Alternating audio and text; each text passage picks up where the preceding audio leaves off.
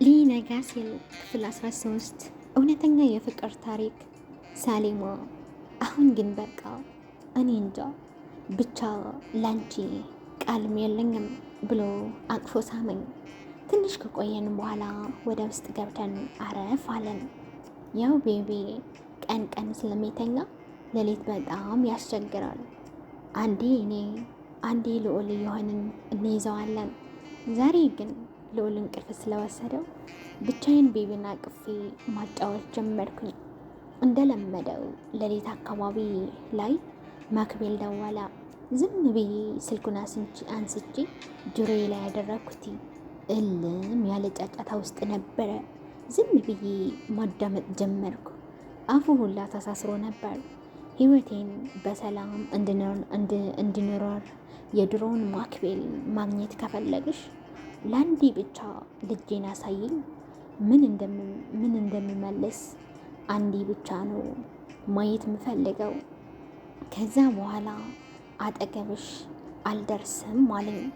አላስቸግርሽም፣ ካንቺ ርቄ አባቴንን ራሴንን የምጠቅም ስራ እሰራለሁ። መጀመሪያ ግን አይኑን አሳይ አለኝ። ዝም ብዬ ስልኩን ዘጋሁትና ቴክስት ጻፍኩለት። አሁን ወደ ቤት ግባና ሲነጋ እናወራለን አልኩቴ። ጠዋት እኔ በተራይ እንቅልፍ ጥሎኝ ቢቢን እያጫወትኩት የነበረውን ልዑል ነበረ። ሲነቃ ቁርስ ቀርቦ እኔን እየጠበቀኝ ስለነበረ ተነስቼ ታጣጠብኩኝና አብረን ቁርስ በላን። ልዑል ወደ ስራ ሄደ። እኔም ቁጭ ብዬ ቲቪ እያየሁኝ ማክቤል ደወለ። ማታ ያወራነውን ምን አሰብሽ? ቃል እገባልሻለሁ ላንዲ ብቻ ነው አይኑን ማየት የምፈልገው። ከዛ ድጋሚ አላስቸግርሽም ቃሌ ነው አለኝ። እሺ አልኩት። በቃ ዛሬ ከሰዓት በኋላ እንገናኝ፣ የት ነው የሚመችሽ አለኝ። እኔ ሰፈር እመጣለሁ፣ እዛው እንገናኛለን፣ እደውልልሃለሁ አልኩትና ስልኩን ዘጋሁት። እውነት ለመናገር ብዙ ሰዓት ከራሴ ጋር ታግያለሁ። ግን ቢያንስ እሱ የሚቀይር ከሆነ ለአንዴ የልጁን አይን ባሳየው ችግር የለውም ብዬ አሰብኩኝ።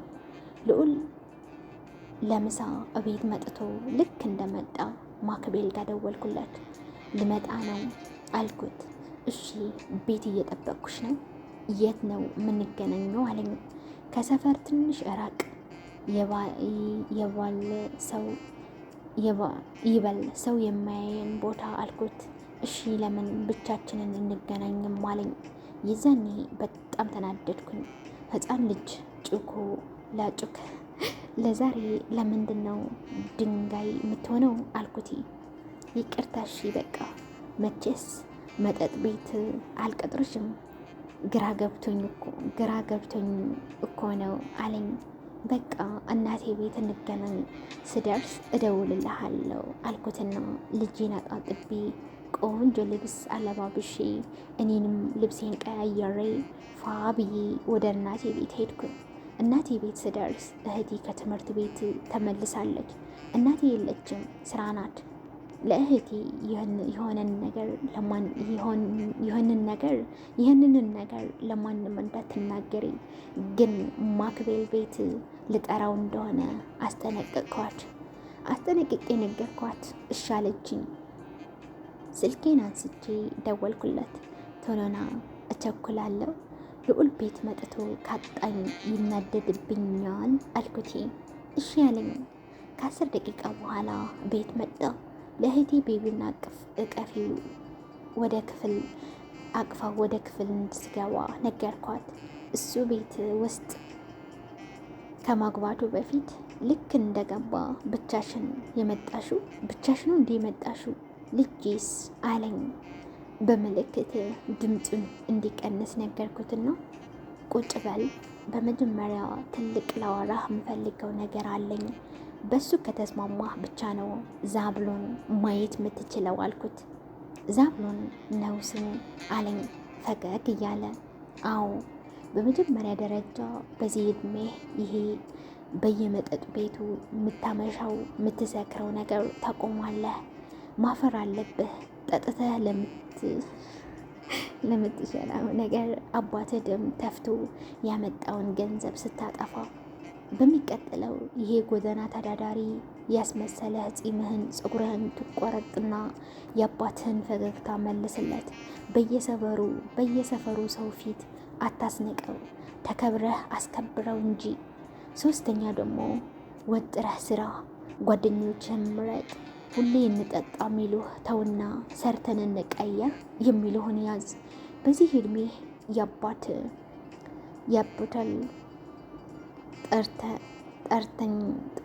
የአባትህን ጡረተኛ መሆን የለብህም። ግሮሰሪውም ቢሆን አንተ ሸፍንላቸው፣ እሳቸው አሳረፋቸው። የመጨረሻው ንግግሬ ደግሞ ራስህን ቀይር፣ ለውጠህ በተግባር አሳየኝ እንጂ በመሸ ቁጥር እየጠጣህ እየደወልክ አትለፋደድብኝ። ትዳር አለኝ፣ የባለቤቴ የኔንም ክብር መጠበቅ አለብኝ። ልጄን ዛሬ አሳያሃለሁ። ከዚህ በኋላ ግን አሳየኝ አገናኘን ማለት አይቻልም። እኔ ስፈልገህ ሲመቸኝ ሁኔታውን አይቼ ነው ድጋሚ እሱን ማየት የምትችለው። ከዛ ውጭ እንደዚህ ሆነህ ሁለተኛ ልጅ አለኝ ብለህ ራሱ እንዳታስብ። ምክንያቱ ራስን መጠበቅ የማይችል ሰው ለሌላ ሰው መጠበቅ አይችልም። ጨርሻለሁ አልኩት። በጥሞና ሲያዳምጠኝ ከቆየ በኋላ እንዴት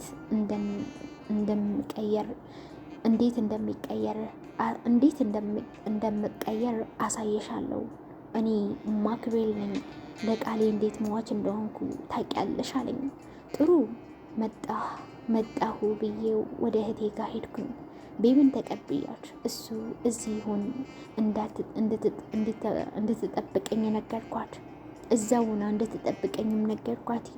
ማክቤል ልክ ቤቢውን እንዳየ እጁ ተንቀጠቀጠ። ከዓይኑ እንደ ሴት ልጅ እንባ ፈሰሰ። አሳዘነኝ። መጀመሪያ ለመረጋጋት ሞክር፣ ከዛ ቀስ ብለህ ታቅፈዋለህ አልኩት። እሺ አለኝ።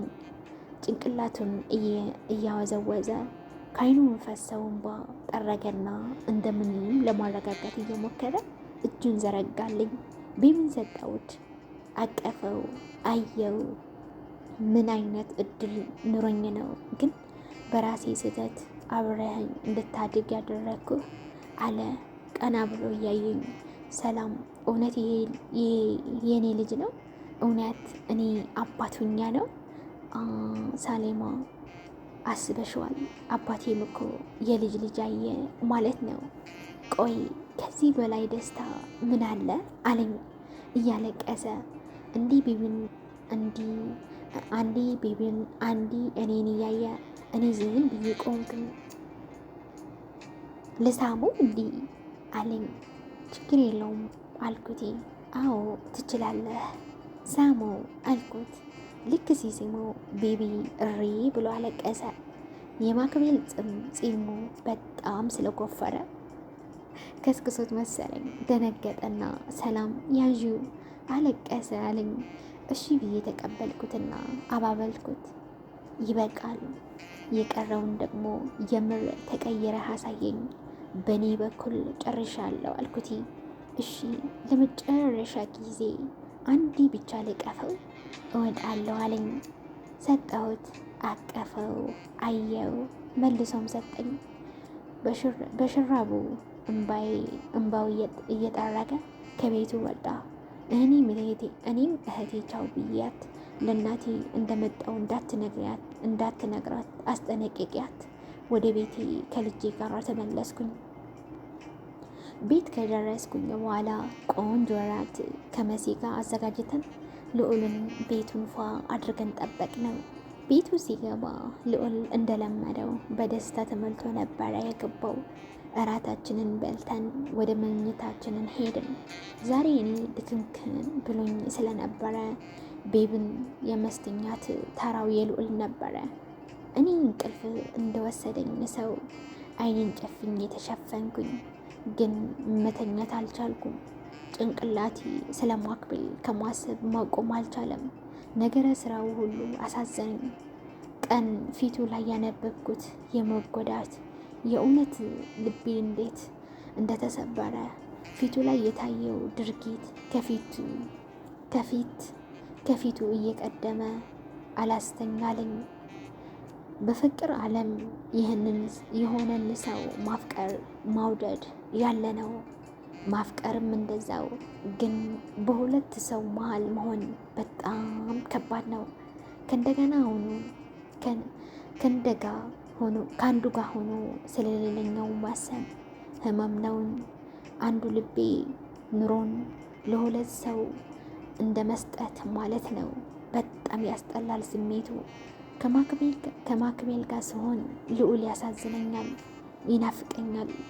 ከልዑል ጋር ሲሆን ደግሞ ማክቤል ያሳዝነኛል።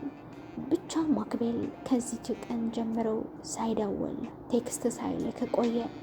አንዳንዴ ለመደወል ስልኬን አነሳለሁ ራሴ ተውኝ ብዬ ለምኘው እንዴት እደውላለሁ ብዬ እተወዋለሁ። በ15 ቀን አንዴ እናቴ ጋር እንሄዳለን።